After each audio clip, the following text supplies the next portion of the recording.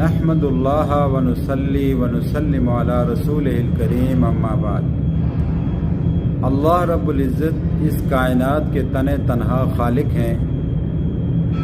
اس کائنات کو پیدا کرنے میں انہوں نے کسی کی مدد نہیں لی۔ اللہ رب العزت نے اس کائنات کو عدم سے وجود دیا، اور اس کائنات کو، اس زمین کو اللہ رب العزت نے پیدا فرمایا، اور زمین کے اندر ساری دنیا جہان کے خزانے رکھ دیے۔ اللہ رب العزت نے پہاڑوں کو اس زمین کے اوپر میخوں کی طرح گاڑ دیا۔ اللہ رب العزت نے آسمانوں کا ایک جہان بنایا، اور آسمانوں کو بغیر ستونوں کے کھڑا فرمایا، اور اللہ رب العزت نے 7 آسمانوں کو پیدا کیا اور اس کے اندر پورا نظام رکھا۔ اللہ رب العزت نے سورج پیدا کیا۔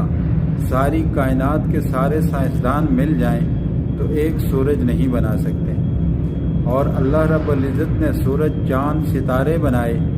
ساری کائنات کے سارے انسان مل جائیں تو وہ یہ پیدا نہیں کر سکتے۔ اللہ رب العزت ایسے زبردست خالق ہیں، یعنی سورج موجود نہیں تھا تو اللہ رب العزت نے اس کو وجود دیا۔ چاند موجود نہیں تھا، اللہ رب العزت نے اس کو وجود دیا۔ ستارے موجود نہیں تھے تو اللہ رب العزت نے ان کو وجود دیا۔ یہ دنیا موجود نہیں تھی، اللہ رب العزت نے اس کو وجود دیا۔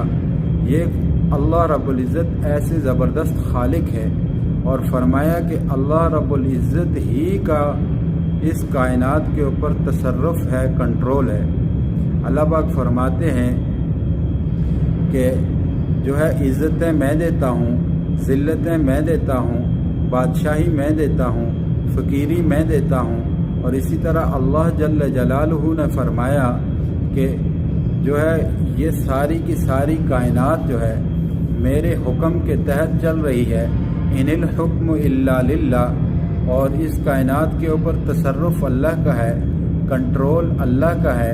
اللہ رب العزت نے اس کائنات کو پیدا کر کے اس کی حکومت خود ہی سنبھالی، اور فرمایا کہ ایسا زبردست کنٹرول اور قبضہ ہے، لا تسقط من ورقۃ الا یعلمها، کہ زمین کے اوپر اگر کوئی پتا بھی گرتا ہے تو وہ اللہ رب العزت کی ذات عالی کے علم میں ہے۔